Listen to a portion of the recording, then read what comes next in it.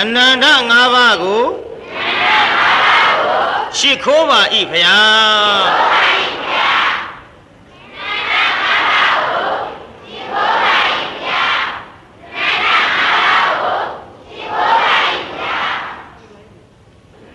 ပြေမြို့တရား၃ညရှိပြီဟောလာတရားနာပရိသတ်ကတော့1000အောင်မလျော့ပါဘူး1000ကျော်လောက်ရှိအတွင်းပရိသတ်အပြင်ပရိသတ်ပထမစဟောတဲ့နေ့ကစပြီးတော့ဇာတ်ယုံရှံထွက်ခဲ့ဒီကနေ့အထိပရိသတ်မလျော့သေးဘူးစီစီကားကားကြီးပဲရှေ့ပိုင်းမှာဘုန်းကြီးကြေညာထားတာကအနန္တ၅ပါးရှိခိုးပြီးတဲ့နောက်ဘယ်သူပြိုင်မနိုင်တဲ့အလှဆိုတဲ့တရားကိုဟောနောက်ပိုင်းဘုန်းကြီးဟောမဲ့ဇတ်ထုတ်ကငိုပြီးမှရည်ကြပါစို့ရည်ပြီးမှငိုကြပါစို့ဆိုရင်အဓိပ္ပာယ်ရှိတဲ့အောင်ငိုပြီးမှရည်ကြပါစို့ဆိုတော့ဘာပါလိမ့်မလဲနောက်ပိုင်းနာကြည့်ရင်သိမှာပေါ့လေငိုပြီးမှရည်မတဲ့ပိဋကကြီးဒါကြောင့်ဒီကနေ့ရှေ့ပိုင်းကျင်ညာတဲ့တရားကိုဘုန်းကြီးတို့ဟောကြပါစို့ဒါကြောင့်တရားနာပိဋကရည်စရာတွေနဲ့ကြည့်လေအချိန်ကုန်လို့မတော်ဘူးလွမ်းစရာဆွေးစရာဆိုခြင်းငိုခြင်းတွေနဲ့ကြည့်လေပဲအချိန်ကုန်လို့မတော်ဘူးပိဋကဇတ်ထုတ်ဇက်ကွက်စီကလေးပိရီမှတ်မိသွားအောင်လဲဘုန်းကြီးစေတနာထားပြီးတော့ဟောပါတယ်ဒါကြောင့်ဟဲ့ညီငယ်နှမငယ်များလွန်နာဆွေထားသချင်းဆိုတာတွေဒီလိုသိမမျှော်နဲ့လောကုတ္တရာဘဟုတုတ္တမှတ်သားစရာလေးတွေလည်းပဲကြိုးစားပြီးတော့နာကြအောင်ဒါကြောင့်တရားနာပရိသတ်ဟောကျွတ်တို့မြင်းညာမှာ16ညဟောတယ်ဆိုတာကတော့ဇတ်ယုံကြီးတွေနဲ့ဟောရတာရွှေနန်းတင်တို့ဝင်းဘိုးတို့ကနဲ့စိန်တို့မြို့တော်သိန်းအောင်တို့ပန္တရားမြဝင်းတို့တကယ်ဇတ်ယုံကြီးတွေနဲ့ဘုန်းကြီးနဲ့ကတ်ဟောရဘုန်းကြီးတရားပွဲကထွက်ရင်ဇတ်ယုံနဲ့ရောက်တယ်ဇတ်ယုံတွေကထွက်ရင်ဘုန်းကြီးတရားပွဲရောက်ရိုးဟောလို့မရဘူးအောင်ကြီး7ပါးဟောတာတောင်မှတရားနာပိဋကတေးဓာတ်ဆိုဟောရကဲဒီကနေ့အောင်ကြီး7ပါးတေးဓာတ်လေးတော့နည်းနည်းစမ်းကြည့်လိုက်ရအောင်ဆိုကြုတ်ကြည့်ကောင်းမှာမဟုတ်ဘူးခင်ဗျားတို့ပါလိုက်ရပိဋကကြီးဆိုမလားဆိုပါမယ်ဗျာကဲဆိုမယ်ဆိုရင်ဆိုကြစမ်းပိဋက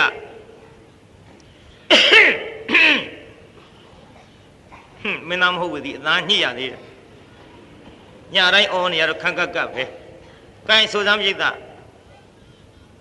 မျက်စိနာအောင်ပထမမန္တေဝပုဒ္ဒါ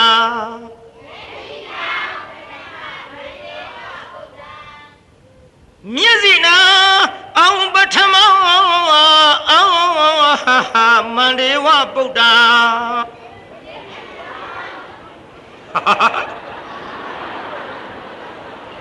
ဘာဖြစ်ကုန်လဲမသိ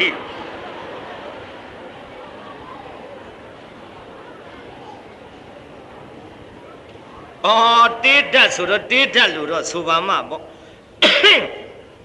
တေးဓာတ်ဆိုတာတရားနာပိဋကဟိုထထင်နူးနဲ့ရေးကြထဆိုမှနားထောင်ကောင်းတေးထတေချာနားထောင်ကြည့်တေးထ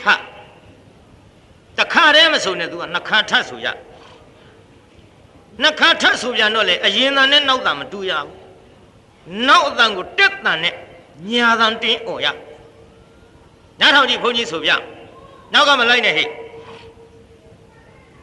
မျက်စိနာအောင်ပထမမန္တေဝပုဒ္ဒါဒါပထမထပ်ဆိုလိုက်မျက်စိနာအောင်ပထမအောင်မန္တေဝပုဒ္ဒါတက်တန်နဲ့ဒေသနာထောင်မင်းသားမင်းသမီးလှုပ်ချင်မှတ်သွားကျန်ဒီကံတရားနာလို့မှမင်းသားမင်းသမီးမဖြစ်ရင်လည်းအဲ့ဒါကံမဲ့တာအောင်မေးတော့ကဲဆိုလိုက်စမ်းဟဲ့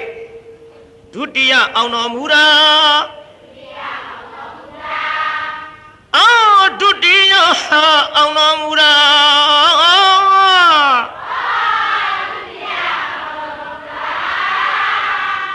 ဟေးငါတဲ့တောင်ကောင်းနေပြီသို့ဟာ ဘာတဲ့ဆိုလဲစမ်းမအလာဝကဘီလူ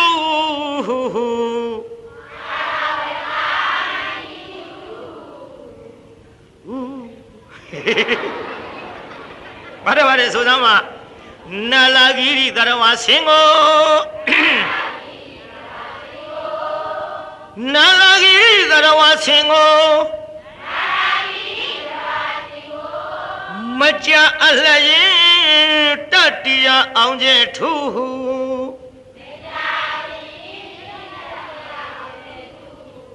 ထူထူ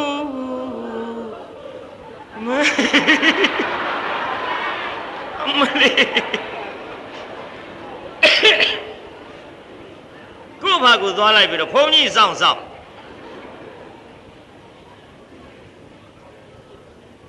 ပြီးတော့ဗါတဲ့ဆိုလိုက်စမ်းမအင်ကူလိလူသားကောင်းကိုအင်ကူလိလူသားကောင်းကို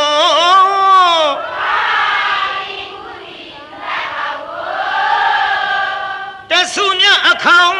အောင်မူ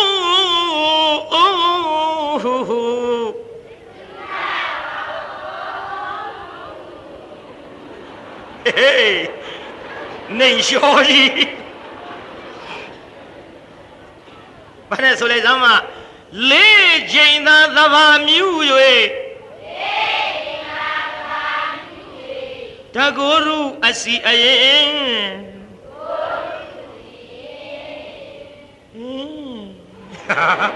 တေချာဆိုနော်ဘာတဲ့စိတ်စမမိန်မယုတ်ကိုတော့စိတ်စမမိန်မယုတ်ကိုတော့မတုံမလှုပ်ဖုံးအုပ်အောင်မြေ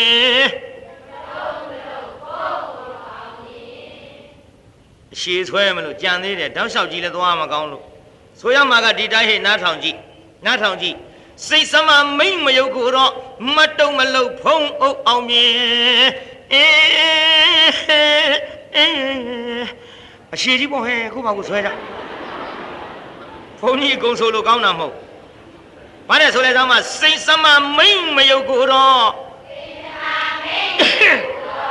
မတုံမလှုပ်ဖုံးအုပ်အောင်မြေသွားဟဲ့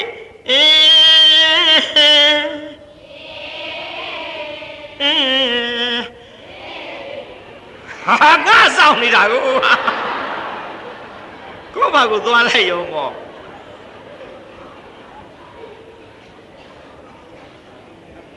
ပြီးတော့ဗါတဲ့ဆိုလိုက်စမ်းမှာတစ္ဆကပရပိုက်ရှင်ကိုတစ္ဆကပရပိုက်ရှင်ကိုမဂိတ်သခင်ပညာတကိုနဲ့တန်ပြမိတ်ဆက်မြတ်သားတို့လို့လေတန်ပြဟေးအတန်ကိုဖြတ်ဆိုနားထောင်ကြည့်မဂိတ်သခင်ပညာတကိုဒီလိုလားမှာဟာတန်ပြဘာလဲဆိုလိုက်သားမသစ္စကပရပိုက်ရှင်ကိုသစ္စကပရပိုက်ရှင်ကိုမဂိတ်သခင်ပညာတကိုနဲ့လရင်စွာတမျိုးအောင်ကြီးအောင်တာမျိုးဟိုရင်နာရာစာဝါ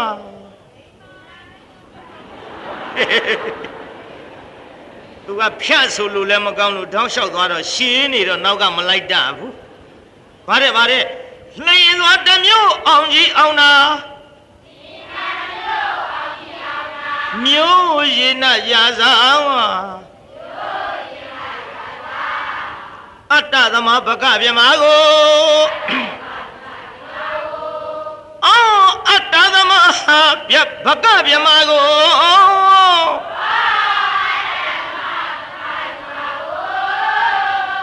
အထစရာအောင်ရင်မင်္ဂလာလေ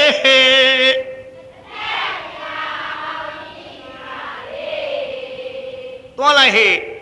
လေ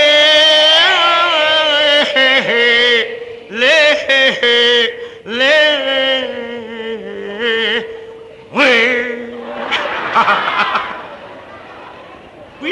ဆိုပဲနဲ့အဲ့ဒီတိုင်းသွားရမှာကိုပြိဿသ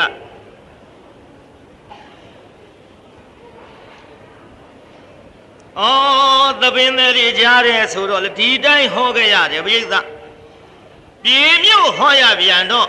ဟောရတာကဇက်ယုံကြီးတယ်ရင်ကျေးမှုဇက်ယုံကြီးရှင်းအောင်လာပေမဲ့လို့ကျုံမှာဘေးကဇက်ယုံအပြိုင်ဆိုင်လည်းမရှိနော်တရားနာပြိဿပြီးတော့ကျွတ်တို့အနှောက်အရှက်ဓာတ်ဆက်တန်နေပါလေဘာမှမရှိတော့ပြေမြို့တရားဟောရတာကျုပ်အင်မတန်ငြိမ်စိမ်ပါတယ်ပြိဿတမာရီလည်းရပါတယ်စိတ်လည်းချမ်းသာပါတယ်ဒါကြောင့်ကျုပ်ကအိန္ဒိယရှိလေးဟောတော့ကက်ဆက်ထဲတရားလောက်မကောင်းဘူးတဲ့ဒါလိုဖြစ်ချင်းဖြစ်နေတတ်ပါတယ်ငါကြီးများနှမများလည်းမှတ်သွားတာမျိုးတွေကြီးဩနေငါကသချင်းဝါသနာပါတယ်ဘုန်းကြီးတညလုံးဆိုလို့ကုန်တာမဟုတ်ဘူးဟဲ့နော်ဒါတွေကြီးရှောက်လုံနေလို့လည်းမဖြစ်သေးဘူးမှန်လားပြိဿကြီးဒါကြောင့်တချို့ကလည်းပဲတရားနာပြိဿကျန်ဒီကံဘုန်းကြီးဆိုတာတဲ့မန္တလေးပေါ်ကျန်ဒီကံကျောင်းတိုက်ရှိသလားတဲ့တချို့လည်းဘုန်းကြီးကျောင်းမသိဘူးကျန်ဒီကံဆိုတာမြို့မဟုတ်ဘူးပြိဿမန္တလေးပေါ်လည်းကျောင်းတိုက်ကြီးမရှိမန္တလေးတောင်ရဲ့မြောက်ဘက်ကနေပြီးတော့မရယာမိုးခုတ်သွားတဲ့ကာလန်နဘေးမှာတရားနာပြိဿကျန်ဒီကံဆိုတာတွန်းရွာဘုန်းကြီးကကျန်ဒီကံဇာတိလားလို့ဆိုတော့မဟုတ်ဘူးငစွန်းနဲ့တရားနာပြိဿရွှေတွင်းကုန်းရွာဆိုတာဘုန်းကြီးရွာတောရွာပါပဲကျုပ်လည်းတောသားပါပဲဒါကြောင့်ကျန်ဒီကံတချို့မသိကြလို့ကျန်ဒီကံလာရင်ကျန်ဒီကံလာမဲ့အကြောင်းသိအောင်လို့ကျုပ်ကျန်ဒီကံဖိတ်ခေါ်သံဆိုပြီးတော့တချင်းတစ်ပုဒ်ရေးဘူးပါအခုမန္တလေးမြို့ကဗေဒာကြီးဆိုတာဘုန်းကြီးတပည့်မှာသူလည်းပဲဘုန်းကြီးကျောင်းကနေပြီးတော့တိတ်ခွေတွေထွက်လာသူအတန်ထွက်သမျှဒီဘုန်းကြီးကျန်ဒီကံကျောင်းကနေပြီးတော့အတန်တွေထွက်လာအဲ့ဒီလိုအတန်တွေထွက်လာတော့တဖြည်းဖြည်းအခုအောက်ပိုင်းမှာမရောက်ရင်တော့မသိဘူးအထက်ပိုင်းမြန်မာပြည်တော့ကျုပ်ရေးထားတဲ့ကျန်ဒီကံဖိတ်ခေါ်သံတို့ဆွမ်းအကျိုး5ပါးတို့ရေအကျိုး10ပါးတို့ယောက်ျားများသင်္ကန်းလှူတဲ့အကျိုးတို့မိန်းမများသင်္ကန်းလှူတဲ့အကျိုးတို့ဒါတွေဘုန်းကြီးကိုယ်တိုင်ရေးထားတာဖြစ်ပါကျန်ဒီကံဖိတ်ခေါ်သံလေးတော့နည်းနည်းပြောပြရအောင်ကျန်ဒီကံလာခြင်းတဲ့လူတွေပေါ့လေကဲဆိုကြည့်စမ်းပြိဿနောက်ကဖရာတရားတန်ခါဆရာမိပါငါးပါးအနန္တအခါဂသရိယ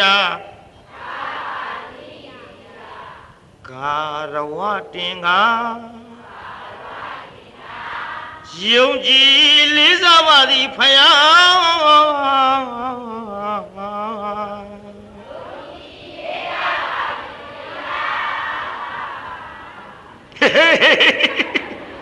ဆိုးသဆိုးဟာဘာဖြစ်တော့ဆိုးသဆိုးဘုန်းကြီးအတန်မှီအောင်ပြီးတော့ပါတယ်ဆိုလဲဆမ်းမမန်းနဂရခရိုင်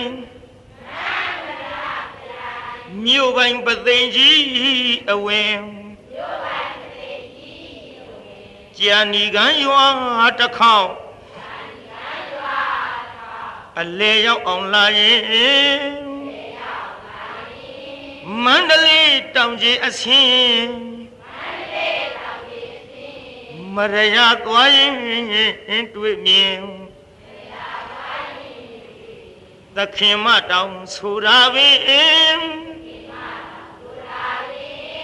အကွေတစ်ခါဝင်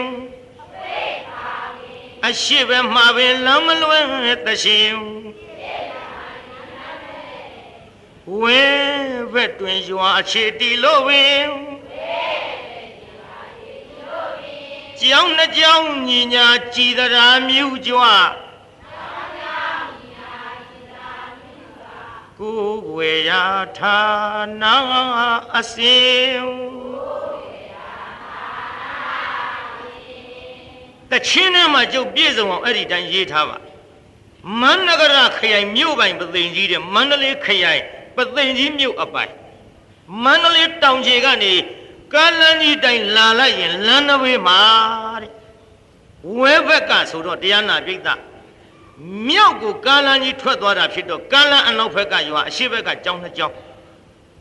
ကြာနေကံကနေပြီးတော့မင်းညီနောင်တွေကကျွတ်တို့ရွှေဖြင်းလေးပိုးနေတဲ့မတ်ရွှေဥခေါ်တဲ့သခင်မတောင်တော်ကိုကျွတ်တို့ကြာနေကံကနေအရှိချိုးသွားတာဖြစ်ပါဒါကြောင့်အဲ့ဒီကိစ္စတွေဘုန်းကြီးအကုန်လုံးရေးထားခြင်းဖြစ်ပါဘာလဲဆိုလိုက်စမ်းပါမှန်မျောစံတော်လမ်းပေါ်မှဥချစရာပင်မှန်မျောစံတော်လမ်းပေါ်မှဥချစရာပင်ကွင့်အဝင်းတွေ့မြင်လျက်ပအရှိမျက်နှာတွင်ရွှေလောင်းတောင်တော်ပေါ်ဖူးမြောမဝဗုဒ္ဓဇေရီမြင်တောင်ဝဌာနရောက်ခဲ့ရင်မြောကရောရောင်မှန်းဆလျင်ကပိုင်စံထွက်ရချက်ချမို့ပင်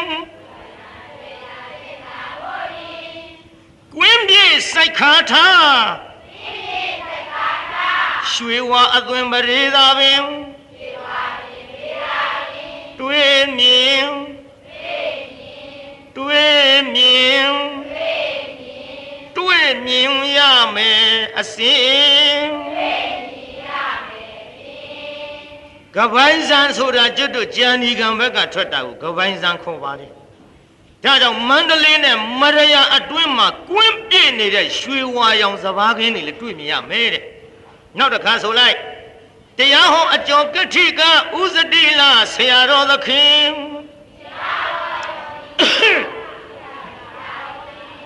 နိုင်ငံမြို့နယ်အဝှမ်းမြန်ကြွကသာပင်တရားဓမ္မများစွာတရားဓမ္မဟောပြသောတပွင့်လန်းအကျဉ်စခန်းတွင်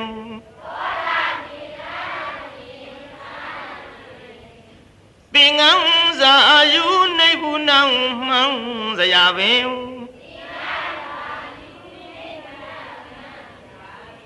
ကြာနီကံတွင်တာရှိအမမင်းတရားမြဲကြည်တရကဲ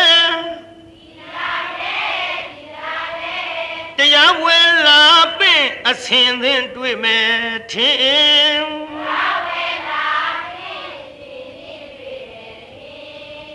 အဲ့ဒါဘုန်းကြီးအဲ့ဒီသချင်းကစရေးပြီးတော့ဘုန်းကြီးတရားနာပိဋက40ပြည့်နှစ်ကထမရဲ့မွေးနေ့ကျင်းပတဲ့အချိန်ကစပြီးဘုန်းကြီးကျောင်းကစပြီးတိတ်ခွေတွေထွက်သို့သောလည်းပဲတရားနာပိဋကမင်းသမီးများနဲ့ရင်းနှီးရတာလည်းတဲတော့ဟမ်းမကြဘူးဟိုကလည်းဘုန်းကြီးပေါ်မိဘကဲ့သို့အောင်းမိပါတယ်ဒါပေမဲ့လို့ဒီဘက်ရောက်တာမရောက်တာအပါထားအထက်ပမာပြေဖြင့်ကျုပ်နဲ့မင်းသမီးတွေနဲ့အကြီးလှဲ့လှဲ့ပေးစားကြလုံးလို့ဟမ်းမကြဘူးကျန်ဒီကံဆရာတော်မဗေဒာနဲ့ထွက်ပြေးတဲ့တော်တော်ကြာတော့တရားနာပိဋကမြင်းညာမှာတစ်နှစ်ဟာကျော်လို့ကျုပ်လာခဲ့ရကျန်ဒီကံဆရာတော်မန္တလေးမြို့ကမင်းသမီးအိမ်ကြီးခင်ချိုနဲ့ထွက်ပြေးတဲ့သတင်းနေအောင်မနှစ်ကတော့တောင်ကူမြို့မှာကျုပ်ကပထမနေ့မရောက်ကျန်ဒီကံဆရာတော်မဗေဒာနဲ့ထွက်ပြေးတယ်အတော်တော်ကြာရုပ်ရှင်မင်းသမီးတင်ညိုနဲ့သိုးသလိုကျွတ်တို့ဖြင့်မြင်အောင်မြင်ဘူး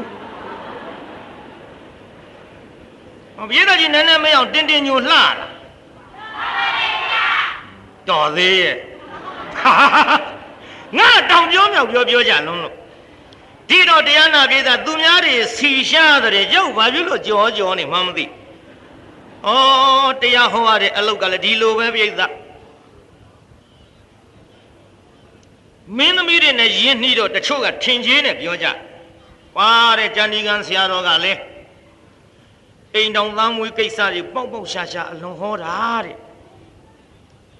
ဒီမင်းသမီးကသူနဲ့သိယဉ်နှီးတာကွာဒီမင်းသမီးကသူ့တပည့်တဲ့ ဒီဘုန်းကြီးတော့ကွာမင်းသမီးတွေနဲ့ယင်းနေနေမှတော့ကွာဆိုပြီးတော့အထင်နဲ့ထွက်ပြေးသည်အထိတောင်ပြောမြောက်ပြောကုန်ညဘယ်လိုပြောတရားနာပြိဿကျုပ်တရားဟောလာတာအနှစ်20ရှိပြီနော်ခင်ဗျားတို့ရှိ2နှစ်လောက်နေအောင်မှာပါ2နှစ်ကြော်နေအောင်မှာပါကျုပ်သိတာတိတ်ခွေတွေကြောင့်ခင်ဗျားတို့ပဲကျုပ်မရောက်ဘူးတရားနာပြိဿမအားလို့အထက်ပမာပြေမှာဝဲလက်ခတ်နေတဲ့ဘုန်းကြီးအခုအထက်ရောက်အောင်နှံ့သွားပြီကျုံမရောက်တဲ့နေရာတိတ်ခွေတွေပါတောင်ရောက်ကုန်ပါပြီကျုံမရောက်ပင်မဲ့လို့လေတိတ်ခွေတရားတွေကဖြင့်ပမာပြေအနှံပြားဒါချီလေးတမှုကလေးဝကျိုင်းတုံအစရှိသည်အိန္ဒိယဘက်တောင်ကူးလို့ဒါကြောင့်တရားနာပြိဿတိတ်ခွေတွေကြောင့်သိလာရာကနေပြီးတော့တဖြည်းဖြည်းဘုန်းကြီးလည်းနေကျပြန့်လို့အခုပြည်မြို့ကိုယခုမှစပြီးတော့ရောက်ရပါတယ်ဗျာမှန်ရလားပြိဿကြီးဒါကြောင့်အပြောခဏခံရတဲ့ဘုန်းကြီးဆိုတော့လေအေးထူးနေပါပြီပြိဿအသေးတွေလည်းမာနေပါပြီမနာနိုင်တော့ပါဘူးမမအေးသချင်းလို့ပေါ့လေမမအေးရပါတယ်အသေးတွေမာလို့နာလဲနာဆိုတာခက်ရှက်အပြောခံရပေါင်းများတော့လေအေးထူပြီးအသေးမာနေပါပြီမနာနိုင်တော့ဘူးပြိဿဂိုင်းဒါကြောင့်ကျန်ဒီကံဖိတ်ခေါ်တံပြောပြရင်ဖြင့်ကျန်ဒီကံလာမဲ့ခီးစဉ်လည်းသိသွားပြီဟာငါဟောမှာဘယ်သူပြိုင်မနိုင်တဲ့အလှဆိုဘယ်တရားဟောရသေးတော့အေးဟာဟိုရောက်တယောက်ရှိတာနော်ကဲတရားနာပြိဿဘယ်သူပြိုင်မနိုင်တဲ့အလှတဲ့ဒီကနေ့ပြိဿကြီးပါတယ်တော့ဘယ်သူပြိုင်မနိုင်တဲ့အလှဆိုတာတို့စကြစို့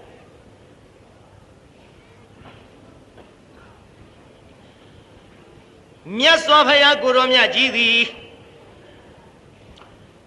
ဇေရဝံကျောင်းတော်သို့တန်ခါ900နဲ့ပြန်ကြွအလားပြည်သားကြီးမြတ်စွာဘုရားဘယ်ကျောင်းတော်ကိုပြန်ကြွလား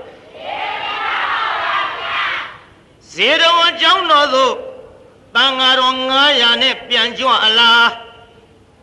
ကောသလမင်းကြီးကနေပြီးတော့ခရီးပြန်ကြွလာတဲ့အာဂန္တုကယဟန်တွေကိုတရားနာပြိဿမြတ်စွာဘုရားထံသွားလျှောက်မြတ်စွာဘုရားတပည့်တော်သည်နောက်ပါတန်ဃာတော်900နဲ့တကွတပည့်တော်ဆွမ်းကပ်လိုပါတယ်ဘုရားလျှောက်ဘုရားကိုရောမြတ်ကလေးစိတ်နေပြီးတော့လက်ခံတော်မူလိုက်ဒီလိုတန်ဃာတော်900ကိုတရားနာပြိဿကြီးဖယားအမှုထားလို့ဆွမ်းကပ်မယ်ဆိုတော့ကောသလရှင်ဘုရင်ကြီးက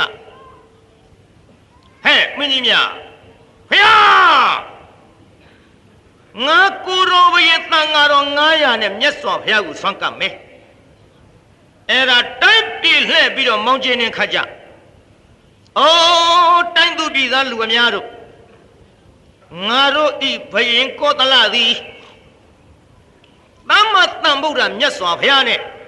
တန်ဃာတော်900အဆွမ်းကပ်လိုက်မယ်အဲ့ဒါလှဲနေလေအောင်မြင့်ဆုံးမကြအကုန်လုံးလာရောက်ပြီးတော့ဘရင်အလှဒါနကြီးကိုကြည့်ရှုကြစေဘရင်အမိန်တော်ဆိုပြီးတော့မောင်းကျင်းနေခတ်ပြေးသားဘရင်ကကြွားတာပြေးသားကြီးဘရင်ကဘာလုပ်တာငါလှတဲ့ကုသိုလ်ကြီးကိုမင်းတို့တိုင်းသူပြည်သားတွေလာကြည့်လေကြကုန်လောဖိတ်လိုက်ဖိတ်တော့တိုင်းသူပြည်သားတွေကတရားနာပြည်သားကောသလမင်းကြီးလှတဲ့အလှကိုသွားကြည့်ကောသလမင်းကြီးလှတဲ့အလှကိုသွားကြည့်တော့တိုင်းသူပြည်သားတွေပြန်လာရင်တိုင်ပင်ကြဟေးရှင်ဘုရင်ကသူ့လှတဲ့အလှကြီးကျယ်တယ်ထင်ပြီးတော့ငရုတ်ခွန်အကြည့်ခိုင်ကြွားလိုက်တာကွာဟဲ့ရှင်ဘုရင်လှတဲ့တို့ကသာအောင်လှကြစို့တိုင်းသူပြည်သားလူအများတိုင်ပင်ကြပြီးတော့မြတ်စွာဘုရားကိုရောမြတ်ကြီးနဲ့တန်ဃာတော်900ကိုပြင်ကြသည်ပြည်သားတိုင်းသူပြည်သားကဘယင်နဲ့သာအောင်လှမလို့တဲ့တော့တရားနာပြည်သားဒီလိုမြတ်စွာဘုရားကိုရောမြတ်နဲ့တန်ဃာတော်900ဆွမ်းကပ်မယ်ဆိုတော့အော်ကောသလကိုရောကြီးဘုရားကျင်တော်မျိုးကြီးများတိုင်ပြေကလှတဲ့ဒါနကိုအသင်မင်းကြီးလာပြီးတော့ရှုစားတော်မူပါ ကောသလကသူ့အလူလာကြည့်လဲဆိုပြီးအကြည့်ခိုင်းကြွားသလိုဟာတိုင်းသူပြည်သားကလည်းတရားနာပြည်သားလာကြည့်လဲပါဆိုပြီးဘုရင်ကြီးခေါ်လိုက်ရှင်မင်းကလာကြည့်လိုက်တော့သူ့အလူတဲ့ကြီးကျယ်နေပြန်ရောပြည်သားတိုင်းသူပြည်သားငါတဲ့သာသွားပြန်မဖြစ်ဘူးဟဲ့မင်းကြီးမြမဖြစ်ဘူးငါတဲ့သာသွားပြန်ပြီဟေးတိုင်းသူပြည်သားထက်ငါကသာအောင်လှူမဟေ့သာအောင်လှူမဲဆိုပြီးတရားနာပြည်သားကောသလဘုရင်ကဘုရားကိုယ်တော်မြတ်နဲ့တန်ဃာတော်900လှူပြန်ရောတိုင်းသူပြည်သားဖိတ်ကြားပြီးတော့ကြည်စေတယ်တိုင်းသူပြည်သားထက်ကောသလဘုရင်ကသာသွားပြန်ပြီပြည်သားပြည်သားကြီးတိုင်းသူပြည်သားထက်ဘယ်သူကသာသွားတယ်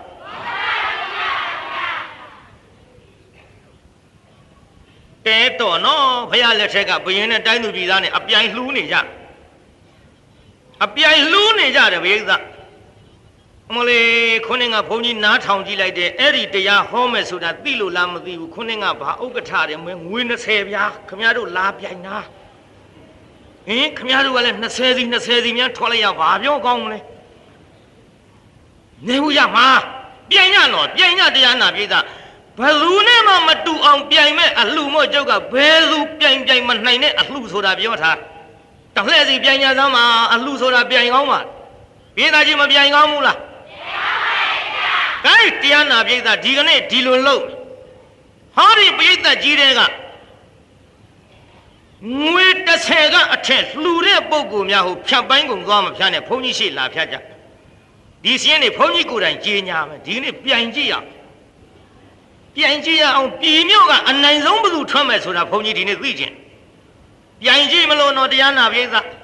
ကြည်အခုရှင်မရင်နဲ့တိုင်းသူပြည်သားတွေပြိုင်နေပြီတရားနာပြည်သားရဲ့ပြိုင်တော့ရှင်မရင်ကနိုင်သွားပြန်ပြီတိုင်းသူပြည်သားကဟဲ့ဘုရင်ကြီးကတို့ထဲသာသွားပြီအသားမခံဘူးကွာတို့ကဘရင်ထက်သာအောင်လှူကြအောင်စို့တိုင်းသူပြည်သားကလှူလိုက်ပြန်တော့ဟောဘရင်ထက်သာသွားပြန်ရောဘုရင်သားရေပြည်သားခုဘသူကသာသွားပြန်နောက်ကောသလဘုရင်ကြီးကသွားကြည့်ဟာငါတဲ့သာပြန်မဟာဟဲ့အသားမခံဘူးကွာဘယ်သူပြိုင်ငါမနိုင်အောင်လှူမဟဲ့ငါကိုပြိုင်တဲ့လူတွေမနိုင်ရအောင်ငါလှူမယ်ကောသလဘုရင်ကထပ်လှူလိုက်တော့တိုင်းသူပြည်သားထက်သားနေပြန်ပြီပြည်သားဘသူကသာသွားပြန်တော့ဒီလူနဲ့လှူလိုက်ကြတာတရားနာပရိသတ်ရေဟော6ကြိမ်တောင်ရှိသွားပါတဲ့ဗျပြည်သားဘယ်နှကြိမ်တော့6ကြိမ်ပါဗျာရှင်မရင်ကလည်းတိုင်းသူပြည်သားနိုင်အောင်မလှူနိုင်တိုင်းသူပြည်သားကလည်းရှင်မရင်ကိုနိုင်အောင်မလှူနိုင်သူမသာကိုမသာဖြစ်နေတာပေါ့လေပြည်သားသာကြရဲ့လားဒီတော့ဘယင်ကြီးစိတ်ပြက်ပြီ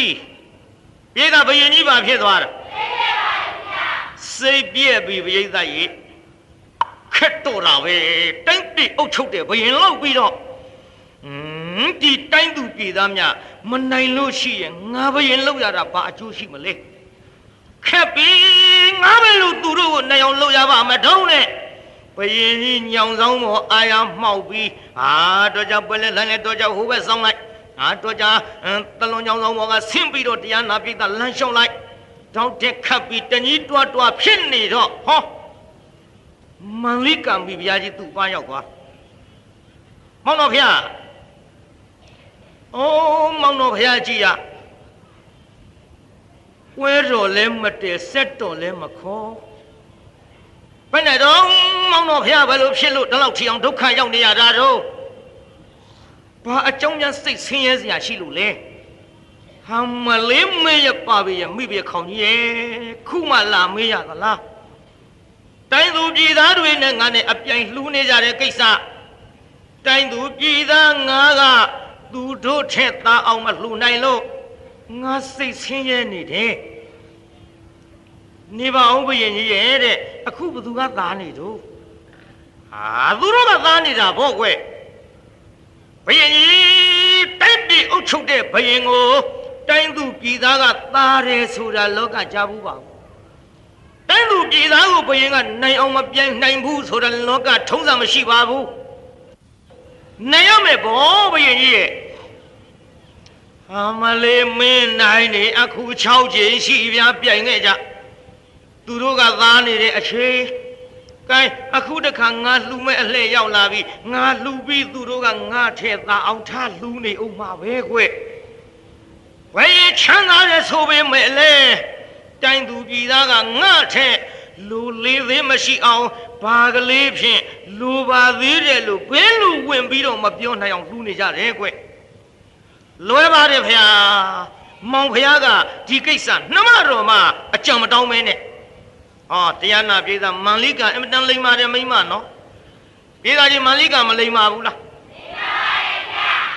လိမ္မာတဲ့နေရာမှာတော့လူသားပွဲကြီးစင်းအောင်လည်းမန်လိကလုပ်ခဲ့တယ်။ဘယ်လူသားပွဲကြီးတို့ကြည့်တရားနာပြေးသားကောသလဘယင်းဒီလင်းရှိမရတယောက်ကိုလိုချင်လို့သူ့လင်သားတတ်မယ်လို့ဆိုပြီးတော့အရုဏဝတိမြင်ညက်နဲ့ကုမုဒ္ဒရာကြာကိုအရှာခိုင်းလိုက်ရေကျုံးမိဆက်ရထွက်သွားကြတဲ့ကတကားပိတ်တော့ဟိုလူပဲဆက်နိုင်မလို့မဆက်နိုင်တော့ဖះเจ้าတော်သွားပိုးကောသလဘယင်ကြီးကလည်းကြာကူလီစိတ်နဲ့တညာလုံးအိတ်မပြောဘူးဘုတ်ကောင်းတော့ပြန်မလာဘူးသတ်ပြည့်ုံမဲ့သူမရမိဖះမြောက်ယုံမဲ့မိဖုရားမြောက်ယုံမဲနဲ့ဒီကြံကြမ်းနေတုံပြုံးနဲ့ညအတန်းနဲ့ကြီးလေးခုပေါ်လာဒူးဆိုပြီးတော့တလုံးသာနာသောဆိုပြီးတော့အတန်လေးလုံးဒုသနာသောဆိုတဲ့အတန်လေးလုံးပေါ်လာတော့ဖျားဟောင်းလေးဘယ်နဲ့အတန်ကြီးပါလေအတန်နဲ့ကြီးလေးနဲ့မဖြစ်ဘူးပုံနာတွေမေးမှာပဲနဲ့ပုံနာတွေမေးလိုက်တော့ပုံနာတွေကလည်းတရားနာပြိဿရေဘေရင်နဲ့ရှောက်ရှာရတော့ဘယ်မှမတွေ့ဘယ်တွေ့မတုံပြိဿဒါကဧဝမေတုတန်နဲ့ရှိတဲ့ကိစ္စဧဝမေတုတန်နဲ့ရှောက်ရှာတာမှမဟုတ်ဘဲနဲ့သူတို့ရှာခြင်းဟာရှာနေတော့မတွေ့ဘူးပေါ့မသိဘူးဆိုတော့လေတို့မင်းဆရာလုံနေပြီးတော့နန်းကြပိုက်ကားအောင်စားပြီးအလကားပဲဆိုပြီးတိုင်းပြည်ကနှင်းထုံမှဆိုရသေးမင်းပြမင်းတန်းသိမှဆိုရသေးဟဲ့မဖြစ်ဘူးဒီလိုလုပ်ကြစို့တိုင်ပင်ပြီးတော့ကိုတော်ကြီးဒီအတန်နဲ့ကြီးလေးကူကတခြားကြောင့်မဟုတ်ပါဘူးကိုတော်ကြီးအသက်အတွက်ဆိုရင်ရပါတယ်ဟင်ဟဲ့အသက်အတွက်ဆိုရင်ရရင်ရတရားတွေဘာတွေခြေပြီးတော့ငါအတွက်များအသက်ရှည်အောင်လုပ်ကြသမှာဟုတ်မှန်လားပါဗျာကိုတော်ကြီးအသက်ရှည်ရန်အတွက်ရင့်နှပ်ပူဇော်ရပါလိမ့်ယောက်ျားတရားမိန်းမတရားဆင်တရားမြင့်တရားစိတ်ကလားတရားကျွန်းတရားကျွန်းယောက်ျားကျွန်းမိန်းမတရားစီတတ်ရပါလိမ့်မယ်ဗျာတတ်ပြီးတော့လေချောင်းသွေးနဲ့ရင့်နှပ်ပူဇော်မှကိုတော်ကြီးအသက်ချမ်းသာပါလိမ့်မယ်ဗျာဘာမှမသိတဲ့ရှင်မင်းကြီးဘာမှမသိတဲ့ပုံနာတွေကပြောကိုကားဖြစ်ကုန်ရောကြည်တရားနာပြိဿအကုန်လုံးတတ်မဲ့သရဝါတွေအကုန်လုံးညောင်မင်းကြီးလေပင်ဆွဲထားလေပင်ကျိုးဆွဲပြီးတန်းတန်းကြီးတွေတတ်မလို့အဲ့ဒီကိစ္စကြွကြတော့မန်လိကံမိဘုရားကြီးကမောင်ရဆူညာနဲ့ဟိုအတန်ကြီးဘာပါလိမ့်အမလေးခုမှမေးသလားနှမတော်ရဲ့မောင်ဖျားလေအသက်သေးပေးကြောင့်ရင့်နာပူဇော်မလို့ဒီလိုဒီအကြောင်းပဲကြွယ်လို့ဆိုတော့မှမန်လိကကြီးကဘာပြောမောင်ဖျားရဲ့တိုင်းပြည်အုပ်ချုပ်ဘယင်လုပ်ပြီးတော့အစားကြီးဘိုက်ကားအောင်စားပြီးစဉ်းစားညာနဲလေချင်းမလေးဘာမှမသိတဲ့ရှင်မင်းကြီးကဘာမှမသိတဲ့ပုံနာတွေရဲ့စကားနားထောင်ပြီးလေချင်းမောင်ဖျားအလကားသရဝါတွေတတ်အလုံးကိုတတ္တဝါတွေတရားစီတတ်လို့သူများအသက်တွေသေးမှသူများမျက်ရည်ပေါင်ကြမှာမောင်ဖယားအသက်ရှည်ရမယ်ဆိုတာမိမ့်မထွက်လေးနဲ့တွေ့ကြည့်ပါဦးပြောဒါပြဘယ်လိုလုပ်မလဲမောင်ဖယားပုံသားတွေဘာမှမသိပဲနဲ့လောကသုံးလောကထိုထံတပ်ပြညုံမြတ်စွာဘုရားရှိပါလျက်ကနေမြတ်စွာဘုရားတော့မမေးပဲနဲ့မင်းပြောတော့လွဲတာငါနဲ့ဘုရားနဲ့မှသိခန့်တင်တာမှမဟုတ်ခဲနဲ့ကောသလကဘုရားနဲ့ခန့်မတင်ဘူးတဲ့ကိုင်းနှမတော်ရှိကသွားမယ်မောင်ဖျားလိုက်ခဲ့ဆိုပြီးဘုရားเจ้าတော်ခေါ်တော့မှဟိုခမည်းကလည်းအသက်ခံရမှာဆိုလို့ပုံနေခိုက်ရှင်မရင်ကောသလကိုမြတ်စွာဘုရားကတကားတော့အဲ့ဒီအသက်နဲ့လေးခုကတင့်တွယ်လည်းမဟုတ်ဘူးတိုင်းသူပြည်သားအတွက်လည်းမဟုတ်ဘူးတင့်မိဘရခေါင်ကြီးအတွက်လည်းမဟုတ်ဘူးဟောငါရဲ့နောင်တော်ကသဗ္ဗမြတ်စွာဘုရားလက်ထက်ကသူများရဲ့သားပြိုသမီးပြိုကာမပိုင်လင်းရှိမရတွေကိုဖျက်ဆီးခဲ့တဲ့တထေသား၄ယောက်တည်ယခုလောဟကုံပြီးငရဲမှာတန်ရဘူးငရဲမှာခံရတယ်တကားတော့ တန်ရေဘူးတဲကနေပြီးတော့အနှစ်6000တစ်ချိန်ပေါ်လို့ပေါ်လာတဲ့အချိန်ခါမှာဒိုစီဝိတမစီဝိမှာရေတန်နောနာဒရာမသေးလို့ဂါထာကိုမရွတ်နိုင်မဲ့ဒုဆိုပြီးပြန်မြုပ်သွားတယ်။သနာတော့ဆိုပြီးတော့ပြန်မြောက်သွားတယ်။အဲ့ဒါတကားတော့လင်းရှိမရပြင့်မှားတဲ့တထေသား၄ယောက်သူတို့ပြောခြင်းတဲ့စကားပြည့်စုံအောင်မပြောနိုင်မဲ့တလုံးစီနဲ့ဒဲအိုးဖင်ရောက်အောင်ပြန်မြုပ်တာတကားတော့ရဲ့အဲ့ဒါလို့လဲဟောလိုက်ရောကောသလကြီးကလည်းသူများမရကြာခုံမဲ့စိတ်ကူးနေတုံးဆိုတော့ခေါင်းကြီးကြီးသွားဟာ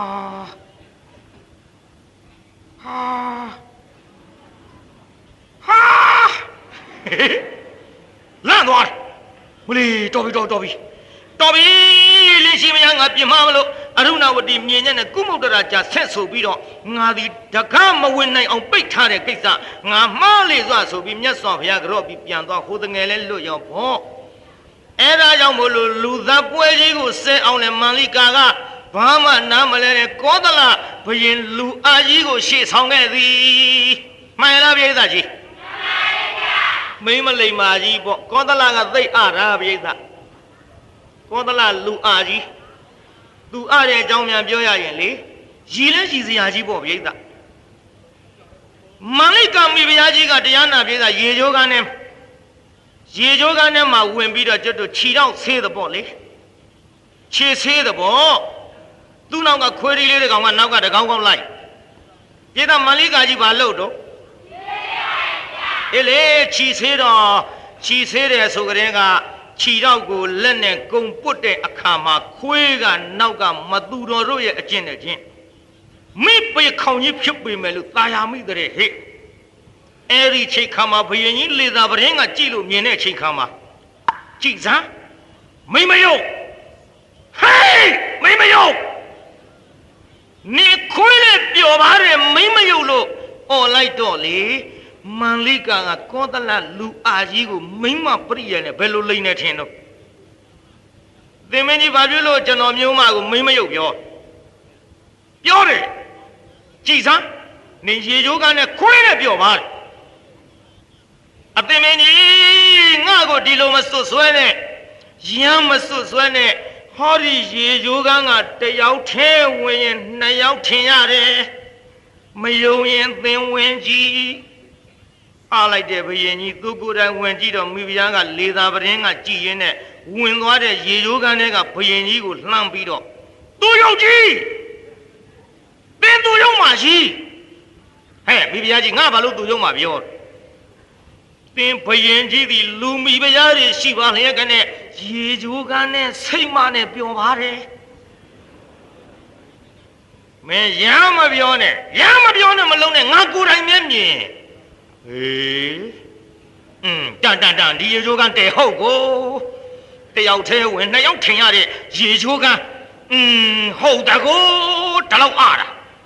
တိုင်းပြည်အုပ်ချုပ်တဲ့ဘုရင်ဖြစ်ပြီးတော့ဒါကြောင့်တရားနာပိဋကအဲ့ဒီလိုအားတဲ့ဘုရင်ကြီးကိုလိမ္မာအောင်ပြခဲ့တဲ့မန္လိကမိဖုရားကြီးသည်ဟောသေကဏိကံလမရဏတဏဇောမှားသွားလိုက်တာပိဋကဒီလိုလူသားပွဲကြီးစဲအောင်လုပ်ခင်တာတွေဟောဒီအသရိတဒါနာကြီးသူအကြံစီပေးခဲ့မှာတွေဒါတွေကိုအာယုံမပြုတ်နိုင်ပဲနဲ့မောင်ဖယားက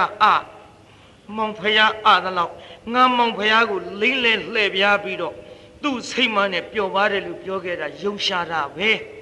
ကုသိုလ်ကောင်းမှုတွေသတိမရနိုင်ရှာပဲနဲ့ဟေးငါမောင်ဖယားပေါ်ပြစ်မှားမိလေချင်းမောင်ဖယားပေါ်ငါလိမ့်မိလေချင်းနဲ့အဲ့ဒီမကောင်းမှုလေးကိုတန်လျာကုတ်ကုတ်စနဲ့မရဏတဏဇောတခင်မှားပြီးတော့သေသွားတဲ့ချိန်ခါမှာအဝိဇ္ဇိ9ရက်ရောက်ရပါဗျာမိမတွေမှားသွားကြဒီမျိုးကဒကမတွေတချို့ကမဲတို့ယောက်ျားခေါင်းပေါ်တက်နေတယ်ဘာပြောဘူးတဲ့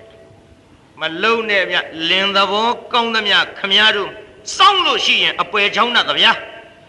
ကြည့်မန္လိကမိဗျာအပယ်ကျသွားအဝိစီရောက်တော့ကောသလဘုရင်ကြီးကငမ်းမိဘုရားကြီးဘယ်ရောက်တော့ဆိုတာဘုရားကိုယ်တော်မြတ်သွားမေးမဆိုပြီးတရားနာပြေးတာဘုရားเจ้าတော်သွားဘုရားကိုယ်တော်မြတ်ကမေးခွင့်မပေးဘူးဘယ်ပေးမလဲဘုရားရဲ့အကယ်၍မေးခွင့်ပေးလိုက်လို့မေးရင်တကားတော့ အဝိစိမဲ့ဆိုတာဘုရားကိုယ်တော်မြတ်ကလက်ညှိုးထိုးပြရတော့မှာဒီလိုအဝိစိမဲ့ဆိုတာလက်ညှိုးထိုးပြလို့ရှိရင်ဖြင့်ဒါလောက်လိမ်မာတဲ့မိဖုရားဟမ်မလေးအလှူဒါနကြီးတွေပြုခဲ့တဲ့မိဖုရားဖယားနဲ့တန်ဃာတော်တွေလှူပေမဲ့လို့အဝိစိအပယ်ကြတာလေးမတားနိုင်ဘူးဒီဒါနတွေပြုတာလှူတာဖယားကိုယ်ွယ်တာဘာအကျိုးရှိမလဲလို့ကောသလဘုရင်ကြီးကပါနောက်ကလိုက်ပြီးတော့အလှူဒါနတွေဖျက်ဆီးပြီးသူကအဝိစိကြမှာဖယားကသနာလို့ဒါကြောင့်တရားနာပြေတာ9ရက်မြင်ခွင့်မပေးဘူးမေးခွင့်မရအောင်မဲ့ပြန်သွားအောင်ဘုရားကလှုပ်ထား9ရက်ကျော်လို့10ရက်မြောက်တော့မန္လိကလည်းနတ်ပြည်ရောက်ပြီးအဲ့ဒီအချိန်ကျမှဘုရားကိုယ်တော်မြတ်ကတတိယပစီတော်တဲ့မေးခြင်းမေးပစီတော်လို့ခွင့်ပေးလိုက်တော့မှမေးတဲ့အချိန်ခါမှာနတ်ပြည်ရောက်တယ်လို့ပြောတော့ကုသဒါနကောသလဖြစ်မပြရှာဘူးပေါ့ဒါကြောင့်တရားနာပိဋကကြီးအဲ့ဒီလိုလိမ္မာတဲ့မန္လိကာသည်ဒီတိုင်းသူပြည်သားနဲ့ပြိုင်တဲ့အလှူကြီးသူအကြံပေးတော့မယ်ပိဋကကြီးဘသူကကြံပေးမှလဲပြုတ်ဘယ်လိုလုပ်မတော့လို့အကြံတောင်းလိုက်တော့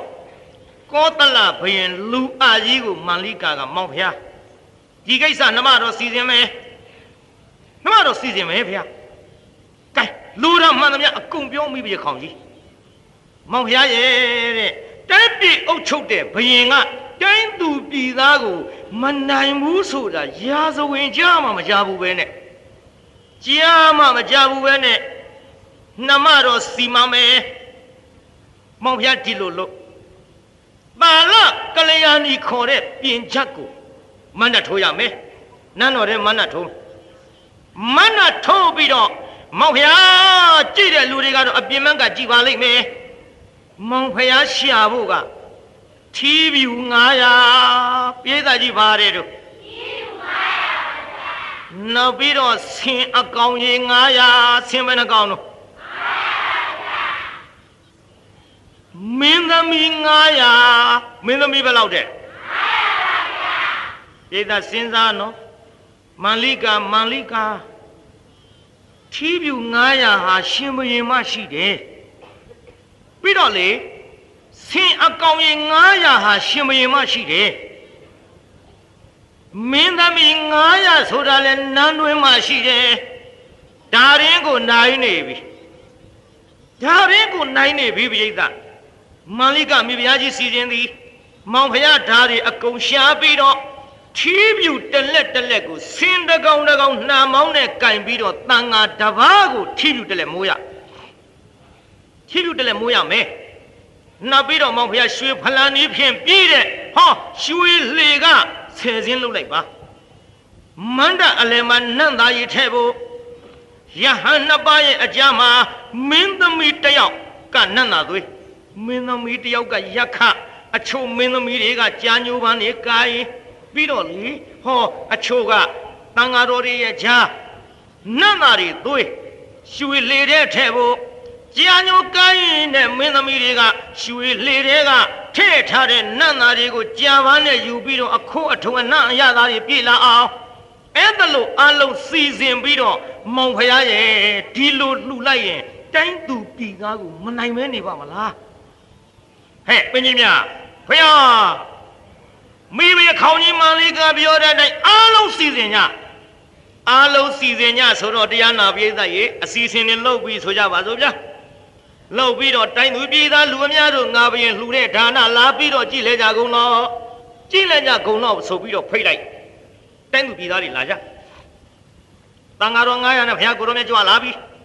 ကြွလာတော့တရားနာပိဋကရဲ့တန်ဃာတော်တွေကိုဆင်းတကောင်ထီးပြူတလက်စီမိုးရထီးပြူတလက်စီမိုးတဲ့အချိန်ခါမှာတန်ဃာတော်တွေလည်းကြွလာရောတရားနာပိဋကဆင်းတကောင်လို့နေပိဋကဘာလို့နေဒုက္ခပဲမိဖုရားကြီးမောင်ဖုရားဘာတော့ဗျာခက်တော်တာပဲဘာမှလူလေသေးမရှိဒီပြင်ဟာပြောစရာမလိုဆင်းတကောင်လို့နေတယ်မောင်ဖုရားရဲ့တဲ့ဆင်းအကောင်900ကိုတိုင်းပြည်အုပ်ချုပ်တဲ့ဘုရင်ကမရှိဘူးလားဆင်းနေတော့အများကြီးရှိတာပေါ့လိမ်မာတဲ့ဆင်းထီးပြူကင်ပြီးတော့ယဟန်တပါမိုးဖို့ဆင်းအတွက်ကမရှိဘူးဆင်းရိုင်းနေပဲရှိတယ်မောင်ဖုရားမပူနဲ့ မပူနဲ့ဗျဆင်ရိုင်းတဲ့ကောင်ခေါ်ခဲ့ရိုင်းဘေးဆိုးဘေးမုံယိုဘေးဆိုတဲ့ဘယ်ဆင်တိမ်မှမနိုင်တဲ့ဆင်တဲ့ကောင်ခေါ်ခဲ့ဟဲ့နှမတို့နေသားအဲ့ဒီဆင်ဘယ်နှထားအောင်အိုးမောင်ဖះကလည်းဒီဝဲဆင်ချမ်းကိုရဟန်းချမ်းနာထားလိုက်တာဗောဟဲ့ဘယ်သူနာထားမလဲမလာပါမောင်ဖះအင်ကိုလီမာလာကိုတော်ကြီးပါထားလိုက်ဗျပြေးတာလူဖန်းလက်ဖျားတေအောင်တတ်တဲ့အင်ကူလီမာလာကိုတော်ကြီးနောက်မှာဆင်ချိုင်းထားလိုက်တာဆင်ချိုင်းကလေတရားနာပြေးတာဘလောက်ပင်ကြံဘလောက်ပင်ရိုင်းတော်လဲဟောအင်ကူလီမာလာအပရောက်တော့ထီးပြူကင်ပြီးတရားနာပရိသတ်ရေနေရွယ်ကြီးချအမီးကိုတရားနာပြေးတာပေါင်တစ်ချောင်းနဲ့ညာအမလီပြားပြားဝတ်တဲ့တရားနာပြေးတာဒါကြောင့်မို့တရားနာပြေးတာကြောင်းပြန်ရောက်တဲ့ခါကျတော့တန်ဃာတော်တွေကမေးတယ်ငါရှင်အင်ကူလီမာလာတဲ့သင်ဟိုအင်မတန်ကျမ်းနာတဲ့ဆင်ကြီးသင်ပါထားတာသင်မကြောက်ဘူးလားတဲ့ကြည်တော့အင်ကူလီမာလာမထွေကြီးကငါရှင်တို့တဲ့ငါမကြောက်ပါဘူးတဲ့အဲ့ဒါတရားနာပြေးတာမြတ်စွာဘုရားသွားလျှောက်လိုက်သေးအင်ကူလီမာလာကြီးကသူ့ကိုယ်သူယဟန္တာလို့ပြောနေတယ်ဗျာမကြောက်ဘူးလို့ဆိုနေတယ်ဗျာဒီတော့မှမြတ်စွာဘုရားကိုရောမြတ်ကလည်းခြေသားတို့အာသဝကုန်ခန့်တဲ့ယဟန္တာတွေဟာငါသားကြီးအင်ကူလီမာလာလို့မကြောက်ကြပါဘူးကွယ်တဲ့ဗျသူယဟန္တာဖြစ်တယ်ကွယ်လို့တဲ့တဲ့ကြီးမပြောဘူးဗျဒါပေမဲ့လို့အာသဝကုန်ခန့်တဲ့ယဟန္တာကြီးတွေဟာငါဣသားအင်ကူလီမာလာလို့မကြောက်ကြဘူးကွယ်ဆိုတော့ယဟန္တာလို့ပြောလိုက်တာရှင်းနေတာပါပဲရှင်းရလားပြိဿကြီးဒါပေမဲ့လို့ဘုရားကိုယ်တော်မြတ်တော်မှာယဟန္တာကြီးကွယ်လို့တဲ့တယ်ပြောရလားပြိဿဇံမဲ့ဖို့တရားဘုရားကိုယ်တော်မြတ်ကစပြီးသိဆင်ခြင်းတာဟဲ့ယဟန္တာဖြစ်ပြီးကွယ်တဲ့တယ်မပြောဘူးပြိဿကြီးဘုရားကြွားရဲ့လားယဟန္တာတွေကြွားရဲ့ဟဲ့အနာဂံသဂရာကသောတာပန်တွေကြွားရဲ့ခုခေတ်တော့ကြွားလိုက်ကြတာကြွားကြနေဗျထုတ်ပြောအောင်မှသိကြောက်တာသူတော်ကောင်းတွေကခုခေတ်တော့အသမိမာနကတဲပြင်းထန်တယ်ပြင်းထန်လွန်းတော့မင်းတရားထုတ်တာဘယ်နှရက်ရှိတော့နဲ့9ရက်ရှိပြီတဲ့ဘာတွေမြင်တော့နဲ့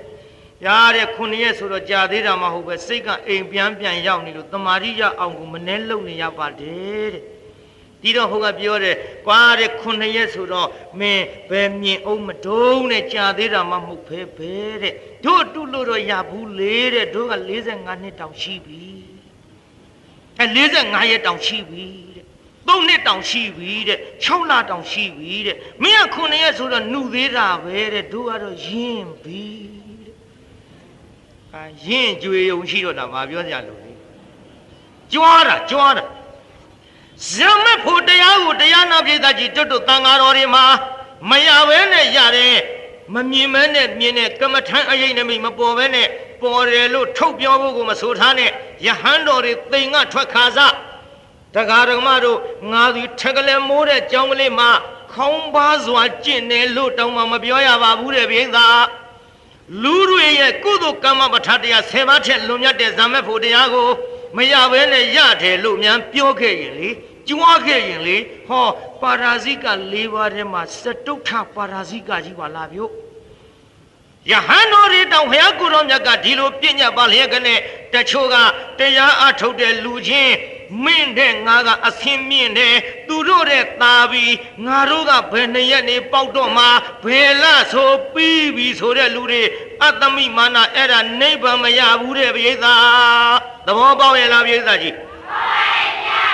တရားသမားတွေကျန်ဒီကံဆရာတော်ကပုတ်ခတ်သွားလိုက်တာကွာနဲ့ဘယုတ်ဒုက္ခနောက်ရမပြောနဲ့စေရနာတရားသမားတွေဒီလိုဖြစ်ရင်နိဗ္ဗာန်မရဘူးဆိုတာပြေမြို့တစ်မြို့လုံးရှိတဲ့ဆရာတော်တွေမေးကြည့်အသမိမာနခေါ်တယ်တရားနာပိဿဩဒါတို့ခန္ဓာပမသုတ်တံမှာကုန်းတင်နဲ့ခေါ်တယ်ပိဿမှန်လားပိဿကြီးဒါကြောင့်တရားနာပိဿကြီးအင်ကူလီမာလာကြီးယဟန္တာဖြစ်တယ်လို့တဲ့တယ်မပြောဒါပေမဲ့လို့သူနဲ့အလားတူယဟန္တာတွေမကြောက်ကြဘူးဆိုတော့ယဟန္တာဖြစ်တယ်ပြောလိုက်တာပြီးမသွားဘူးလားပိဿကြီးပြီးပါပါဗျာကဲအဲ့ဒါလို့ဒါနာကြီးလှူလိုက်တာပိဿတိုက်သူပြည်သားတဲ့သာသွားပြီပေါ့သာဘူးလားပိဿကြီးကြည်လေတရားနာပိဿလှူတာနည်းနည်းနော်လှူတဲ့ကိစ္စကြီးမှမဟုတ်ဘဲနဲ့အခုတိုက်ပြည်အုပ်ချုပ်တဲ့ဘယင်းဖြစ်သည့်အလျော်စွာဘလောက်ထိအောင်လှူလိုက်သလဲလို့ဆိုတော့ ဆင်းအကောင်900ပြီးတော့ထီးဖြူ900ပြည်သားကြီးထီးဖြူဘယ်လောက်တော့900ပါဗျာဟောမင်းသမီးဘယ်လောက်တော့900ပါဗျာနေဘူးတရားနာပြည်သားဂတိချီပြီးတော့လှူတဲ့ဌာနကြီးဂရေချီပြီးတော့လှူတဲ့ဌာနအဲ့ဒီလိုဌာနကိုဘယ်လောက်ဂရေပေါင်းမလို့ကုန်တယ်လဲဆိုတော့ဟော14ဂရေတဲ့ဗျို့ပြည်သားကြီးကောသလဘယင်လှူလိုက်တဲ့အသရိတဌာနကြီးကဘယ်လောက်ပါလဲ14ဂရေနေဘူးပြည်သားဒီအလှူဒါနမျိုးပြီးဖယားတဆူပွင့်တဲ့ချိန်ခါမှာတစ်ချိန်ကလှူရတဲ့ဗျို့အဲ့ဒီအလှူမျိုးလည်းနောက်ထပ်ဘယ်သူမှလှူနိုင်မှုတဲ့ဖယားတဆူပွင့်တဲ့အချိန်ခါမှာအတတိတဘယ်သူနဲ့မှမတူအောင်လှူတဲ့ဒါနဟာတစ်ချိန်ဖယားတဆူပွင့်တိုင်းလှူရတဲ့ဗျို့အဲ့ဒီအလှူဒါနမှာဘယင်ရဲ့မိဖုရားဖြစ်တဲ့မင်းမိမများကသာလျင်ဖယားအဆူဆူပွင့်တိုင်းအဲ့ဒီမိမများကသာဟောတယ်လို့စီမံတဲ့ဗျို့ဒါကြောင့်တရားနာပရိသတ်ကြီးနောက်ဖယားကိုယ်တော်မြတ်လှူပုံလေးလည်းနည်းနည်းပြောကြအောင်လို့ဖယားကိုယ်တော်မြတ်လှူပုံလေးကိုင်းကြည့်တရားနာပရိသတ်နောက်ကလိုက်ဆိုစမ်းလက်ချိုးပြီးတော့ထီးဖြူပလင်သဘဲချီခြေသုတ်ဘဝအင်းပြင်းဘယ်နှခုတော့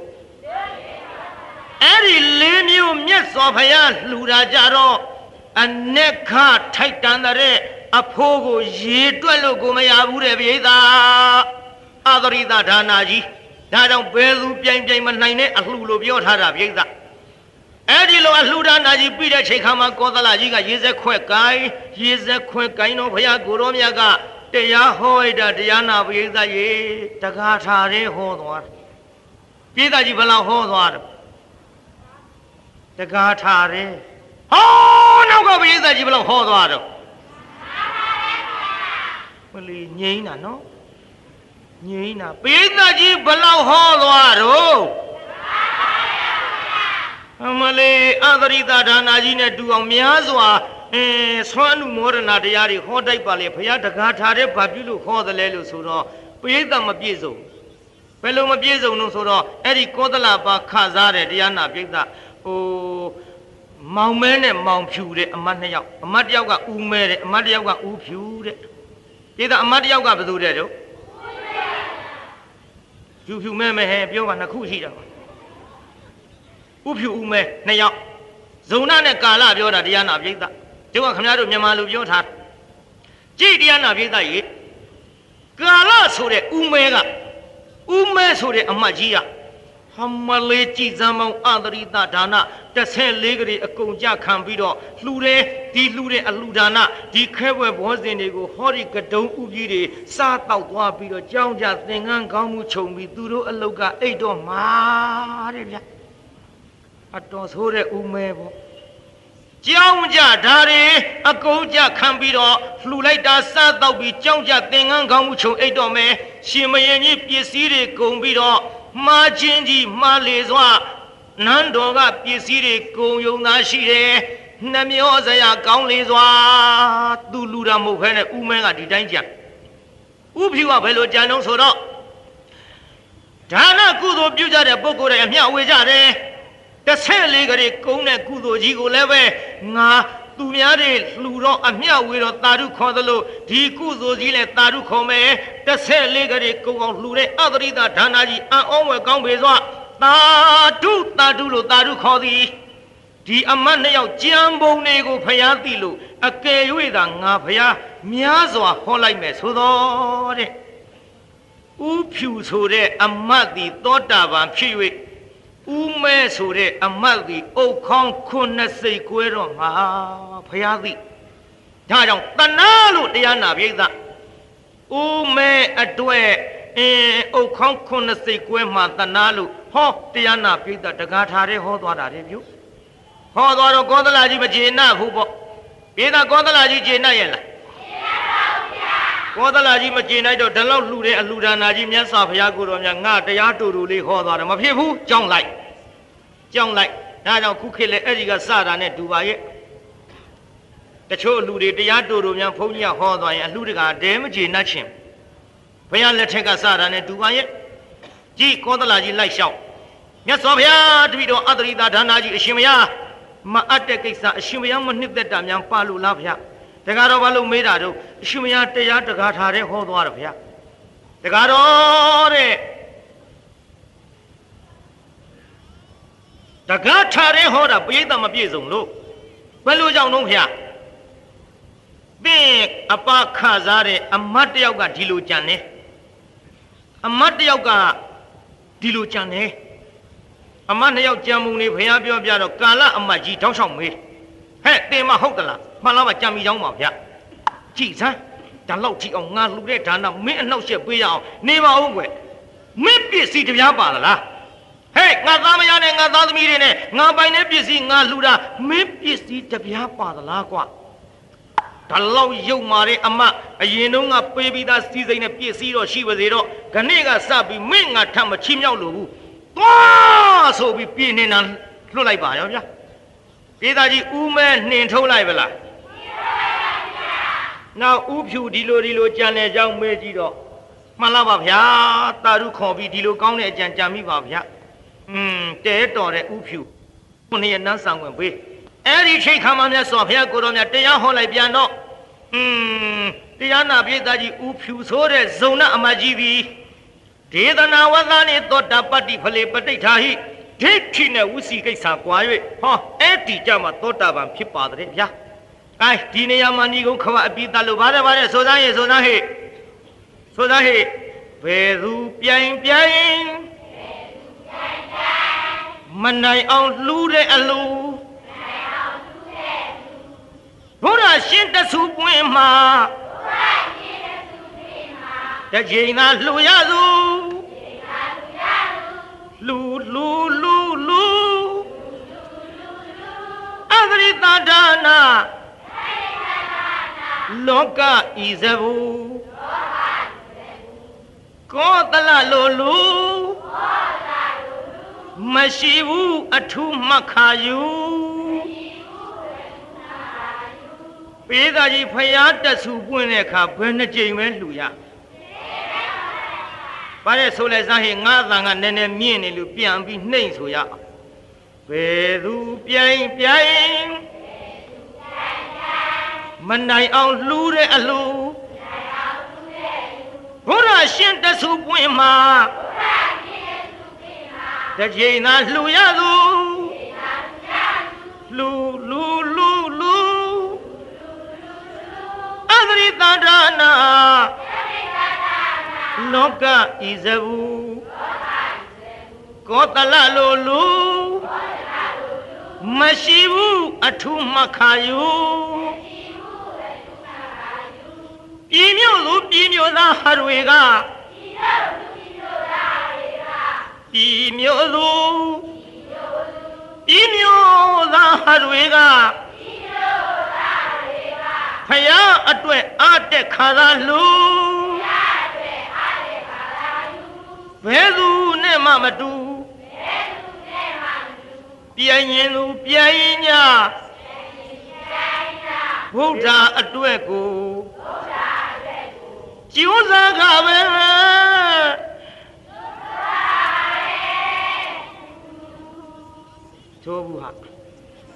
သောဘူးပိဿအဲတရားနာပိဿအာသရိဒါနာကြီးဏီကုံခဝအပိသလို့ဒီကနေ့ဘယ်သူနဲ့မှမတူအောင်ပြိုင်ပြီးလှူနိုင်တဲ့ပုဂ္ဂိုလ်ကိုဒီကနေ့ရွေးကြပါစို့ခေတ္တနာမယ်ဗျာဗမာရိနာမမေ့မလျော့မပေါ့မဆန်သောတတိတရားဖြင့်တံပါတိထဘယ်သူပြိုင်မနိုင်တဲ့အလှူဆိုတဲ့တရားနာရသဖြင့်ဘယ်သူနဲ့မှမတူအောင်ထိတ်တန်းကလှူနိုင်မဲ့ပုဂ္ဂိုလ်တွေကြိုးစားပြီးတော့လှူထောင်နိုင်ကြပါစေကုန်သတည်း